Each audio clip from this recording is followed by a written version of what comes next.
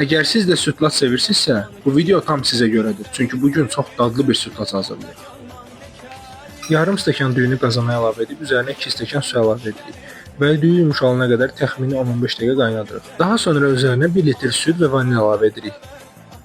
Bir qabda nişastayla yarım stəkan soyuq südü qarışdırırıq ki, nişasta topalanmasın. Və qarışımın üzərinə 1 stəkan şəkər tozu və nişastalı südü əlavə edirik. Sütlaç istədiyimiz qatı və kremli teksturaya gələnə qədər davamlı olaraq qarışdırırıq. Sütlaçları qablaşdırırıq.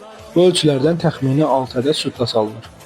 Bunları soba listinə düzürük və soba listinin içərisinə su əlavə edirik. Əvvəlcədən 200 dərəcəyə qədər qızdırılmış sobada sütlaçların üzəri qızarana qədər bişiririk. Üzü qızardısa, deməli sütlaçlarımız hazırdır. Üzərinə də biraz fındıq səpib servis edirik. Nuş olsun.